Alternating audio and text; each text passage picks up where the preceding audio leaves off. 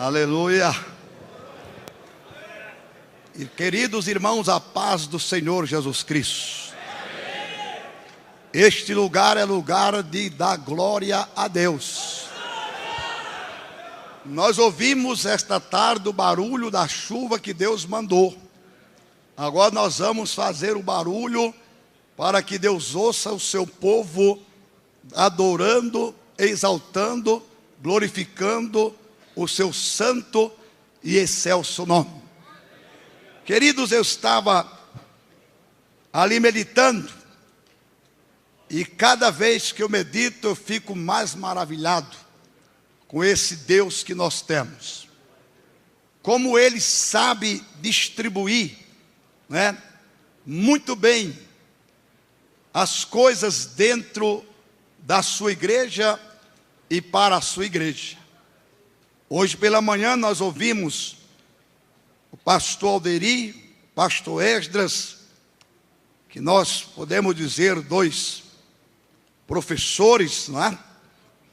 Pessoas com um grande cabedal de conhecimento da palavra de Deus. Ouvimos agora o pastor Carlos Padilha, a voz da experiência, que nos trouxe uma palavra tão maravilhosa. E agora eu creio que Deus ainda deixou um pouquinho para este caco que está aqui ocupando este púlpito. E eu quero partilhar com vocês um texto da palavra de Deus, que ele é muito conhecido. Aliás, eu não sei qual é o texto bíblico que os irmãos não conhecem, porque aqui nós estamos numa reunião de obreiros, e eu quero crer que todo obreiro lê e conhece a palavra de Deus, porque se não sabe manejar a palavra, não pode ser obreiro. Um pedreiro, para ser um bom pedreiro, ele tem que saber manejar a sua ferramenta. O alfaiate, a mesma coisa, o médico, o barbeiro, não é verdade? Então, nesta tarde, eu quero usar alguns minutos para falar aquilo que Deus pôs no meu coração. Coisas que contribuem para que o obreiro faça a diferença. Coisas que contribuem para que o obreiro faça a diferença. Ou seja, um obreiro diferente. Eu quero ler em Atos capítulo 3. Nós vamos ler do versículo 1 até o versículo 6. E depois eu quero ler em Atos capítulo 5 e o versículo 42. Atos capítulo 3, vamos começar pelo versículo 1. Pedro e João subiam juntos ao templo à hora da oração à nona. E era trazido um varão que desde o ventre de sua mãe era coxo, o qual todos os dias punham à porta do templo chamada Formosa para pedir esmola aos que entravam. Ele, vendo a Pedro e a João que iam entrando no templo, pediu que lhe dessem uma esmola. E Pedro, com João fitando os olhos nele, disse: olha para nós. E olhou para eles, esperando receber alguma coisa. E disse Pedro: não tenho prata nem ouro, mas o que tenho, isso te dou. Em nome de Jesus Cristo, o Nazareno, levanta-te e anda.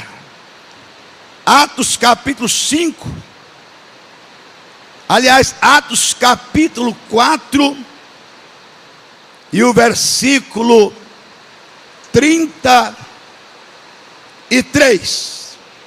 Atos 4, 33. E os apóstolos davam com grande poder testemunho da ressurreição do Senhor Jesus, e em todos eles havia abundante graça.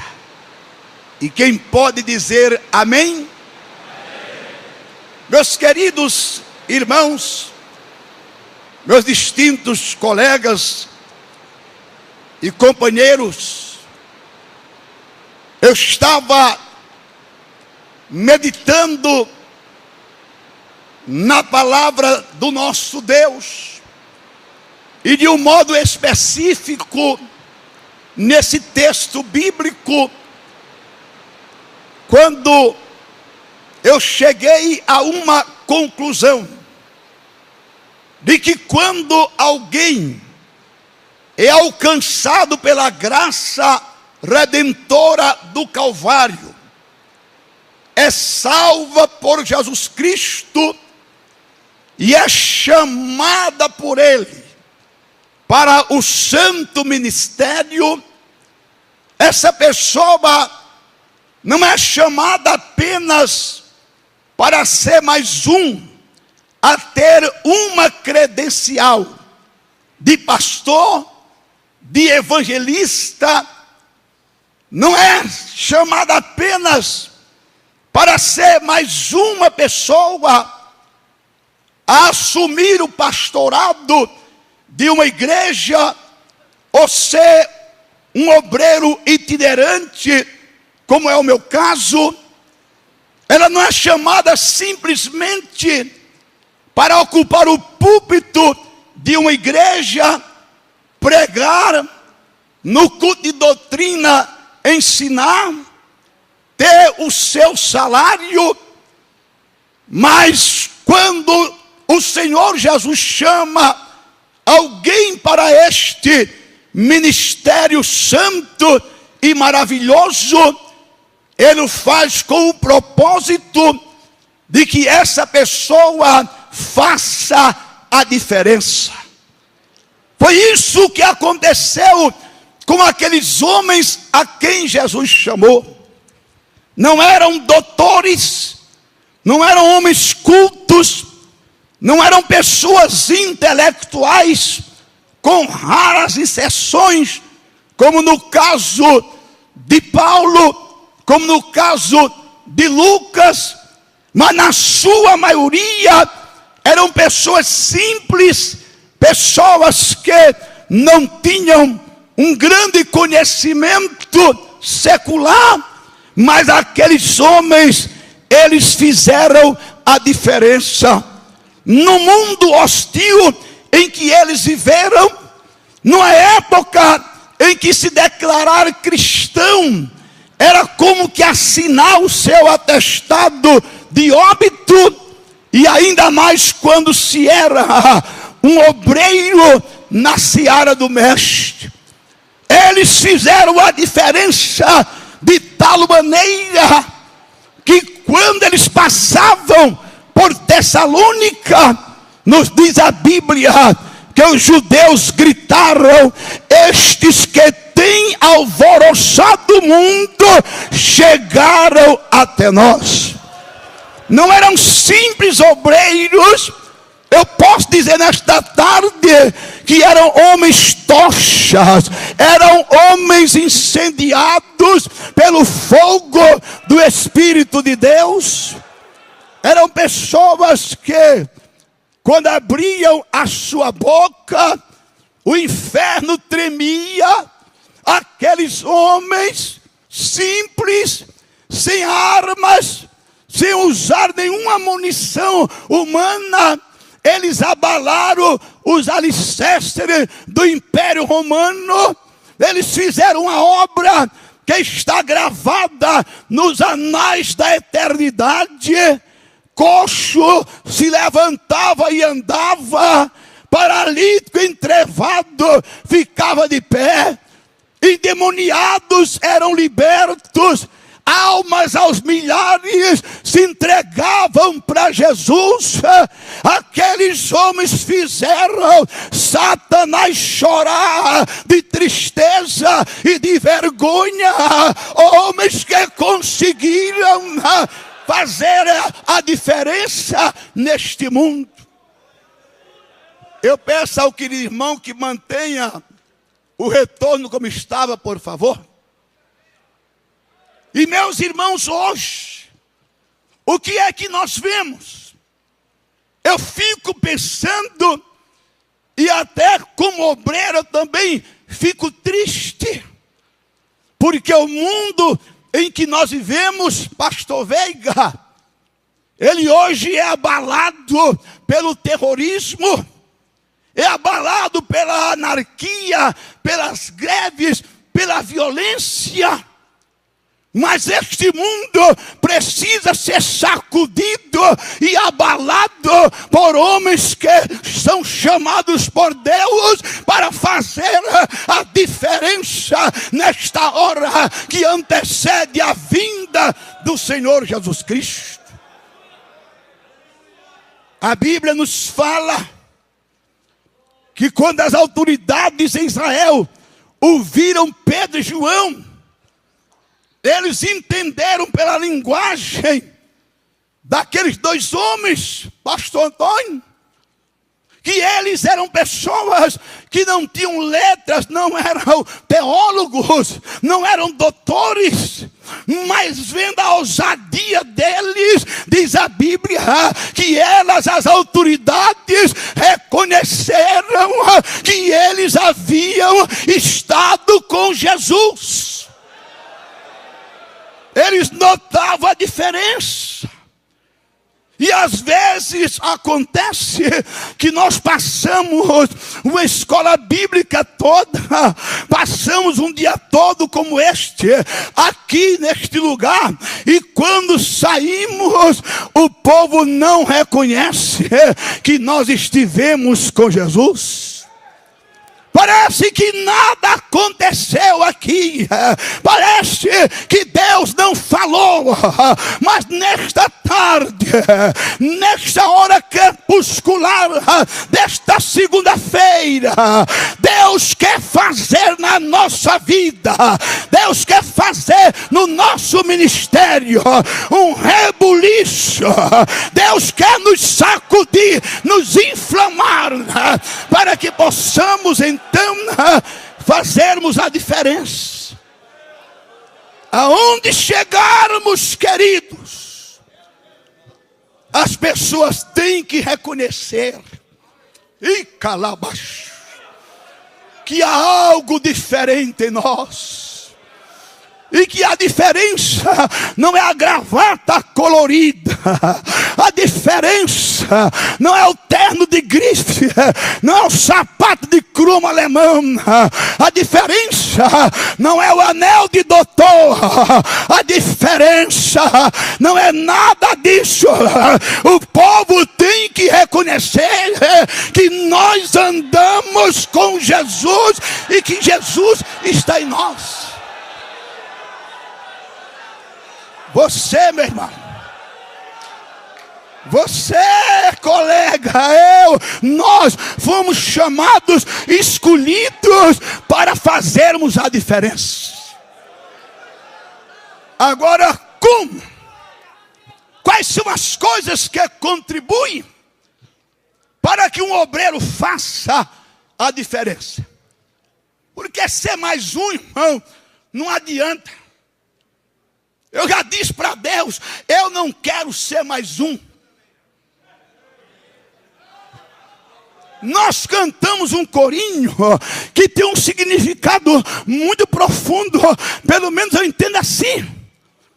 É aquele corinho, ou é um hino, não sei, eu chamo de corinho, que diz: renova-me, Senhor, já não quero ser igual, já não quero ser igual.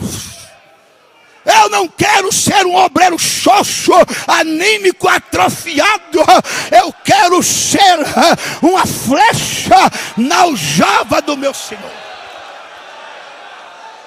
Eu quero fazer a diferença.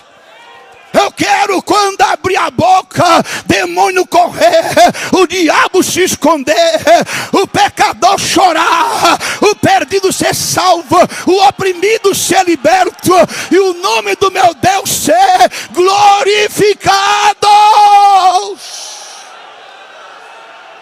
Ei, calabachura.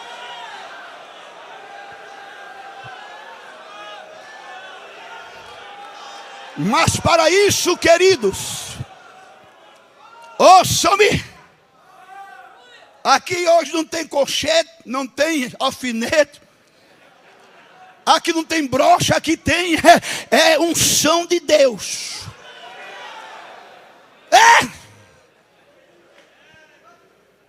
Para fazer a diferença, primeira coisa, nós temos que ser obreiros que tenham a hora da oração. A Bíblia é clara, diz assim, em Atos capítulo 3, versículo 1, diz assim: Pedro e João subiam juntos. Aonde? Para a casa da irmã Maria. Para a casa daquela irmã que parece que tem uma televisão na cabeça, que só vive tendo revelação, e tem obreiro ainda que só vive consultando, em vez de dobrar os joelhos, porque se Deus fala com a irmã Maria, fala com você também. Se Deus revela a irmã Maria, revela você também. É só você ter a sua hora de oração, é buscar a Deus. Quero dizer a vocês que quando eu falei em colchete, broche e falei alfinete, não é crítica a ninguém.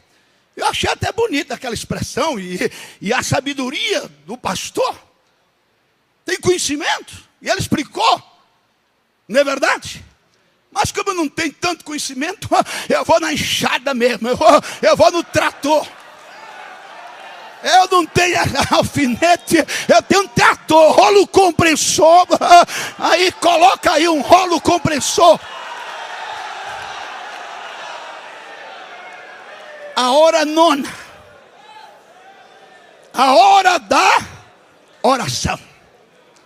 Aqueles homens tinham a hora, com certeza, de dormir, pastor Irineu. Eles tinham a hora de acordar, eles tinham a hora de comer, eles tinham a hora de dar assistência à família. Mas a Bíblia diz que eles tinham a hora da oração. Por isso é que eles fizeram a diferença. Porque alguém já disse, e eu concordo com todas as letras: muita oração, muito poder. Pouca oração, pouco poder. Nenhuma oração, nenhum poder. Hoje tem muitos obreiros, irmão, que tem a hora de dormir.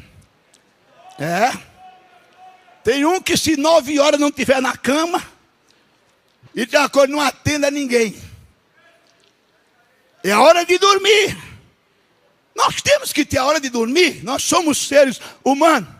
Eu estou aqui com as pernas cheias de alegria, porque eu passei a noite sem dormir. Eu estava lá com o pastor Ledi, no Mato Grosso do Sul, e saí depois do culto da noite, encharcado de suor, num carro para Presidente Prudente, para pegar um voo para cá, para estar aqui com vocês. Cheguei 4 horas no aeroporto, o voo saía às 6, eu fiquei sentado lá, esperando com os olhos acesos, estão acesos até agora. Mas nós temos a nossa hora de dormir. Temos a nossa hora de acordar. É verdade que alguns acordam mais cedo, como disse o pastor Oderi, o obreiro que não ora de madrugada não vê a glória de Deus, não brilha. Agora tem uns que acordam às 11 da madrugada, liga para lá, está dormindo. A ovelha gemendo, ferida, querendo socorro, querendo a palavra. 11h30, está dormindo, é hora de dormir. Nós temos a hora de comer, temos a hora de comer. Agora, tem muitos obreiros que hoje já não tem a hora da oração. Quando começou, orava Filipe. Quando começou, buscava Deus. Porque tem gente assim, companheiro, que quando começa é uma maravilha, que quando começa, ele aceita tudo o que os mais antigos dizem. Depois os mais antigos passam a ser uma velharada, como diz aí, e chama até de múmia as pessoas mais antigas, mais maduras, mais experientes, e agora confiam, porque é doutor em divindade, pastor Zé Wellington. Eu nunca vi na minha vida, quase 40 anos de ministério, eu nunca vi tanto doutor em divindade na minha vida, como nos dias de hoje. Agora eu estou procurando até hoje, é um doutor no temor de Deus. É um doutor na oração. Eu quero, me mostre um doutor na oração. O que eu vejo é muita gente aí confiando no conhecimento, confiando na sua eloquência, e faz curso para falar em público, e faz curso para aperfeiçoar a voz, mas quando ocupa o púlpito, a mensagem é aquela mensagem magra, aquela mensagem anêmica. Porque, irmão, a mensagem para penetrar e ter resultado, ela tem que ser regada com a oração, com a oração, com a oração. Os mais novos dizem que eu sou muito tradicional para o gosto deles. E eu não faço questão de ser. Eu fico com a Bíblia. Paulo disse: permanece naquilo que aprendeste. Ei, calabachura. Sabendo de quem aprendeste.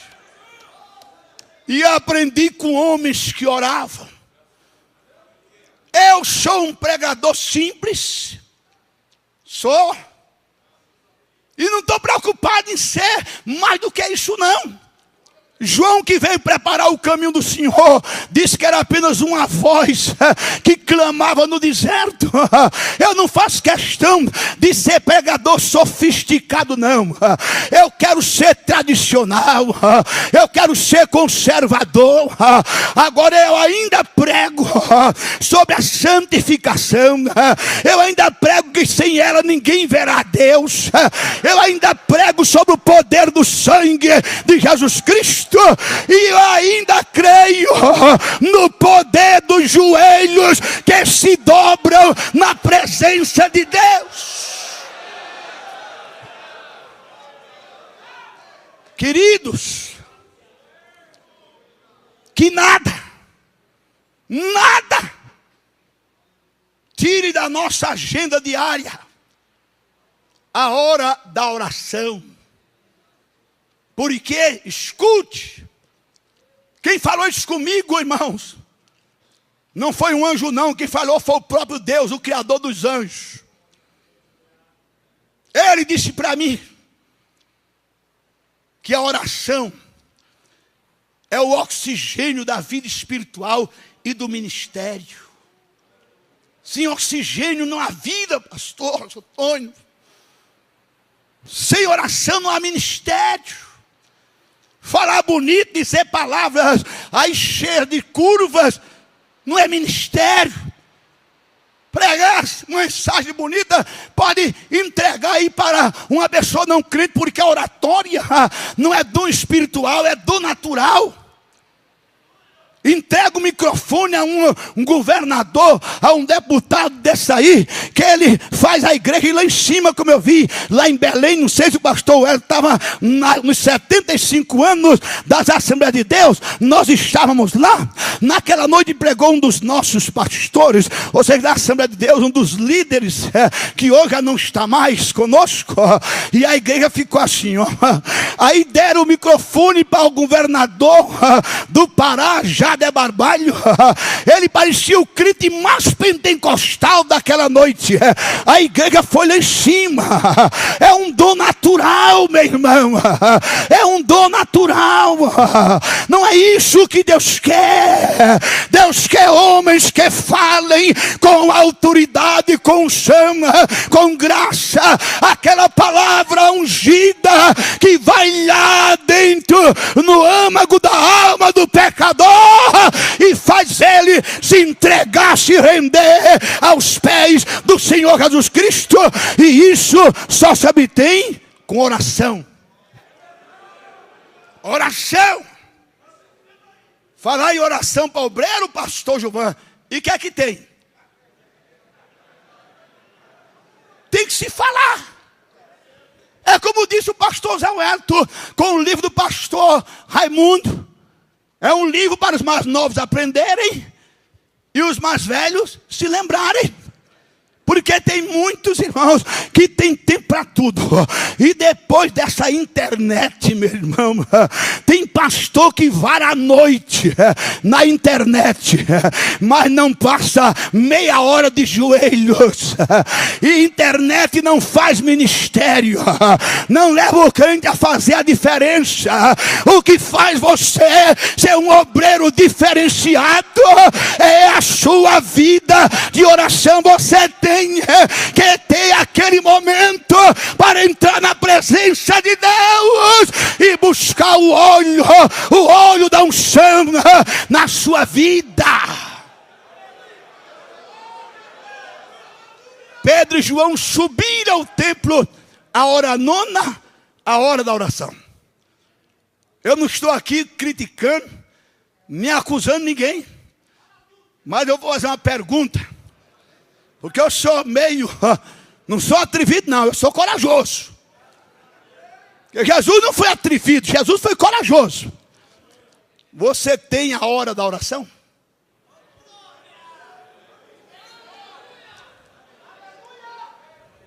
Porque um dia eu encontrei com um obreiro, e sabe o que ele disse para mim?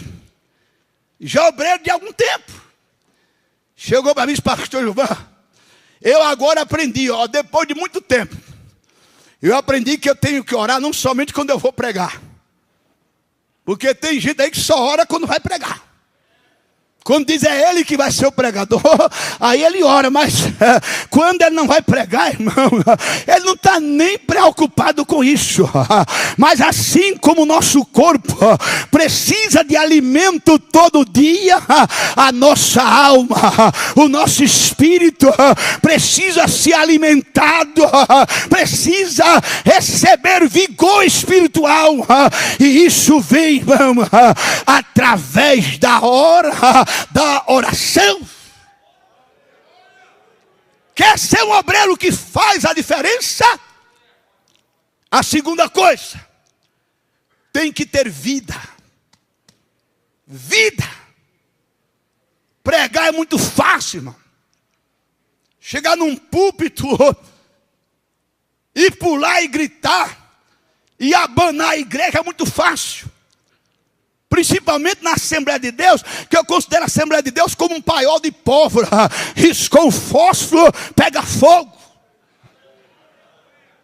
Agora, viver é o que é importante, ter testemunho.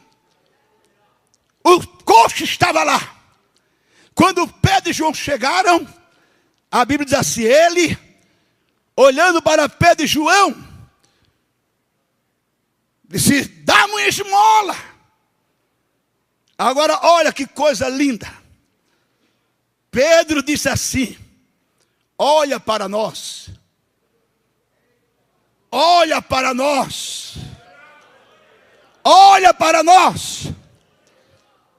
Tem crente que diz: não olhe para mim não, viu? Se você olhar para mim, você vai cair, você vai fracassar. A vida suja, irmão, cheia de erro. Compre e não paga, cheque borrachudo, cheque Roberto Carlos. Eu voltei e voltei para ficar. Não pode dizer: olha para mim, olhe só para Jesus, não olhe para o pastor. Mas Pedro diz: olha para nós. Porque quem olhava para eles via alguma coisa neles, via algo maravilhoso, viam neles a beleza e a santidade do Senhor Jesus Cristo. O mundo não está precisando só de pregadores. Está precisando de obreiros que vivam o evangelho na sua pureza. Não é esse evangelhozinho aí de água com açúcar não, viu? Quando eu me converti, pastor Zé nem se fala, e outros aqui mais antigos do que eu me lembro que um hino que a gente cantava muito, e eu vi muita gente chorando, vindo à frente, se entregar para Jesus, quando a igreja cantava assim: eu venho como estou, eu venho como estou, né? Só a eternidade irá revelar. Ei, calabachuri. Quantas pessoas se entregaram para Jesus quando a igreja cantou esse hino? Hoje estão muitas igrejas aí estão cantando assim: eu venho como estou, eu permaneço como estou, porque em mim nada mudou, eu venho como estou. Obreiros sem vida, sem vida. Prega bonito, prega, mas as conversas que saem são feias. Testemunho é o mais feio, o mais sujo que pode existir. Mas Pedro olha para nós, naquele livro do Apóstolo dos Pés Sangrentos, um da Sing, diz que um dia ele foi visitar um pastor na Inglaterra. Ele bateu na porta lá, tocou na campainha. O pastor estava tomando uma refeição, mandou a secretária atender. A secretária foi lá. E quando ela voltou, pastor Veiga, ela vinha pálida, ela vinha transtornada. Aí o pastor perguntou: o que foi que houve? Quem está aí? Ela disse: eu nunca vi aquele homem, mas eu achei muito parecido com Jesus. Paulo disse que nós temos que ser o bom perfume de Cristo. Paulo disse que a nossa vida, ela tem que ser uma carta, não é fechada não, porque carta fechada, ninguém sabe o seu teor. Tem que ser uma carta aberta e lida por todos os homens.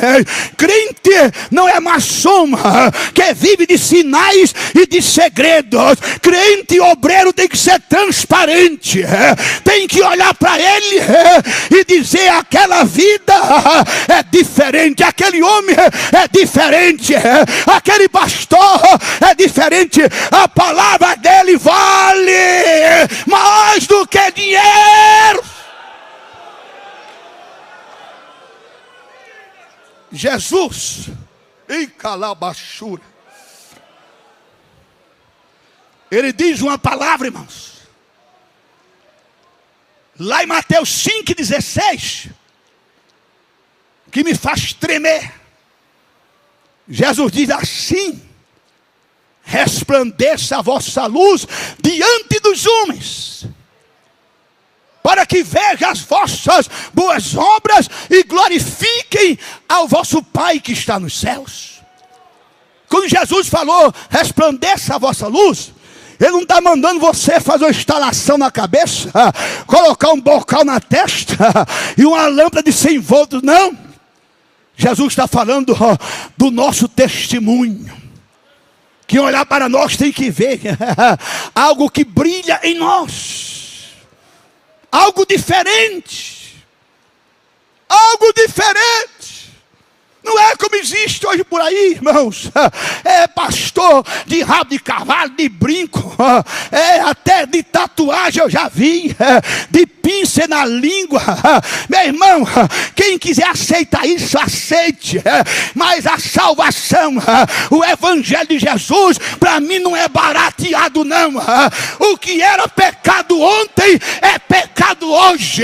O que era errado ontem é errado hoje. O Deus que disse para Abraão no capítulo 17, anda na minha presença e ser perfeito, Ele não mudou. Ele é o mesmo Deus. Ele exige de mim e de você testemunho. Nós somos, irmãos, veja o privilégio, nós, representantes da família de Deus aqui na terra. É tremendo, né? E o apóstolo São João, ele diz uma palavra que pesa nos meus ombros mais do que esse prédio. Ele diz: aquele que diz que o conhece, aquele que diz que conhece a Jesus, deve andar assim como ele andou. A Bíblia diz que Jesus nunca cometeu um engano, nunca soltou uma mentira, nunca cometeu uma injustiça. A túnica de Jesus condizia com a sua vida espiritual. Ela não tinha costura, ela não tinha emenda, ela era uma túnica tecida de uma peça só. Não havia rasura na sua vida. Jesus passou por aqui e não deixou nenhum rastro. E a Bíblia diz que nós devemos seguir as suas pisadas. Meu irmão, você tem que na cidade aonde você está, no campo aonde você está, ter condições morais, ter condições espirituais de dizer: olha para mim. Porque Jesus disse, em outras palavras, que Jesus chegou diante dos seus inimigos. Porque chegar diante dos bajuladores é muito fácil. Bajulador, irmão, concorda até com os erros da pessoa. Mas Jesus chegou diante dos seus inimigos, olhou para eles e disse assim: algum dentre vós me acusa de alguma coisa? E eles fecharam a boca. Ninguém diz: você fez isso, fez aquilo. Isso é testemunho, isto é vida. Obreiro tem que ser assim, vida íntegra, vida na presença de Deus, não pode deixar rastro. Eu fui pregar numa igreja, pastores, Assembleia de Deus, e quando terminou o culto, um culto muito alegre, um dos pastores auxiliares chegou para mim, foi me levar onde eu estava hospedado, e disse assim: pastor Gilvan, Deus mandou o senhor aqui na hora certa. Eu olhei para ele e disse: Deus nunca me manda no lugar errado, e nem é na hora errada, porque eu peço a Deus direção. Aí eu perguntei: mas por que você está fazendo isso? Ele disse: porque o meu pastor assembleano, ele está dizendo que é dia de domingo, não é dia de crente dar glória a Deus, porque escandaliza os incrédulos que estão no culto. Que conversa é essa, irmão? O que escandaliza incrédulo é mau testemunho de obreiro, é vida suja. Isso é que escandaliza, isso é que atrapalha a obra. Mas dar glória a Deus, fazer barulho, não atrapalha não. Foi o barulho no dia de Pentecostes que atraiu aquela multidão, e naquele dia quase 3.000 almas se entregaram para Jesus.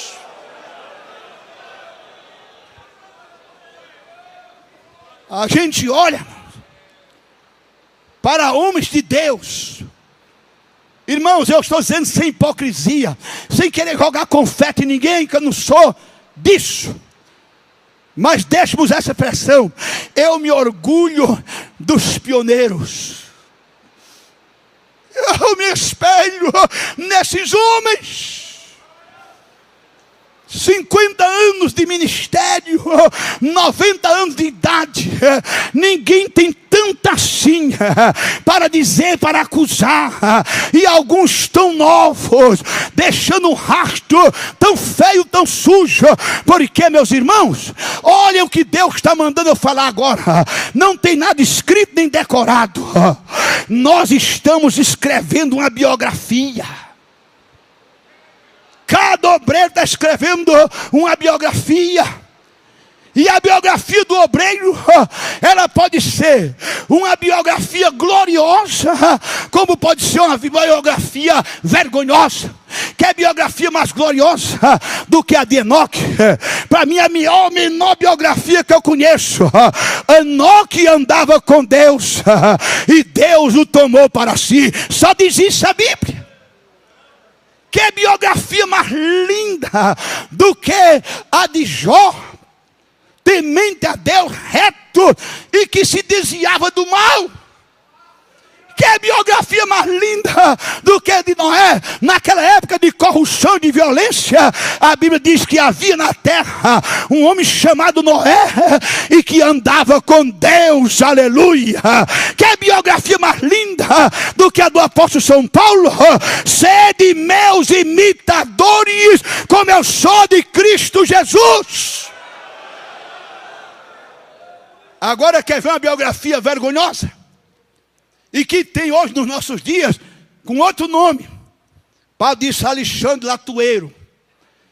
Eita, como tem Alexandre Latueiro no ministério, causando males à obra de Deus e aos homens de Deus também. Demas, amando o presente século, me desamparou. Que biografia triste. Eu posso imaginar a vergonha das famílias de Judas, quando se viravam para os filhos, mulher de Judas, parente de Judas, e dizia: ele traiu o seu mestre. E eu vou dizer uma palavra forte aqui, e se a carapuça couber na sua cabeça, enfim toda. Se não couber, não fique com raiva de mim. Mas tem traidores dentro do ministério. Dura este discurso, mas é verdade. Começa bem humildezinho, consultando o seu pastor. Quando a obra cresce, irmão, ele arrasta os crentes, ele leva tudo e dá uma banana, desculpa a expressão, para o ministério que o sustentou e o colocou naquele lugar. Biografia vergonhosa. Não seja um Alexandre Latueiro, não seja um Demas, não seja um Judas, seja um companheiro leal, seja um obreiro que faz a diferença, seja um obreiro leal, porque a lealdade e calabachuri é uma das características do homem de Deus. Eu não acredito no homem de Deus desleal. Não acredito num profeta, num obreiro, tipo camaleão, que muda de cor de acordo com a situação. Se agradar o pastor Padilha, lhe rende dividendos, ele agrada. Mas depois, nas costas, ele muda a cor e é contra o pastor Padilha, desculpa eu usar, para agradar o pastor Veiga. Deus não quer camaleão no ministério. Não tem lugar para camaleão. Tem lugar para homens sinceros, homens leais, homens fiéis, homens que tenham testemunho e possam bater no peito e dizer: olha para nós. Hoje, irmãos, hoje está muito bom. O pregador começa, explode, o povo corre tudo atrás. Aí já tem as revistas aí, que eu chamo as revistas dos chiques e só sites do evangelho. Essas revistas aí que tem que pagar. Pagar para sair na capa, pagar para sair lá dentro. E custa caro. Ligar para minha casa: pastor Gilvão, o senhor quer sair na capa da revista tal? Eu digo: bom, querer eu quero. O que é que eu tenho que fazer? Não, o senhor vai pagar 5 mil reais em 3 parcelas. Eu disse: vai ter vergonha na cara. Eu preciso de pagar para sair em revista nenhuma. Eu já saí tanto no Mensageiro da Paz de graça, na Seara, na revista Pentecostal de graça. Quem torna a gente conhecido não é revista gospel, é o dono da Seara, é aquele que nos chamou.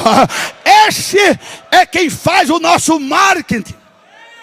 Se Jesus não te apresentar, você não sai do canto.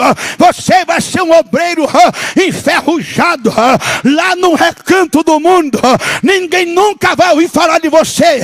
Mas se Jesus aprovar o teu ministério, se Jesus te apresentar, não há inveja, não há ciúme, não há perseguição, não há nada. Você vai crescer, você vai avançar, você vai prosperar, você vai fazer a diferença. vida, meu irmão. A maior mensagem que eu e você podemos pregar não é na televisão, não. Não é no rádio, não, nem na praça, nem no púlpito da Assembleia de Deus do Belém, ou qualquer outro púlpito. A maior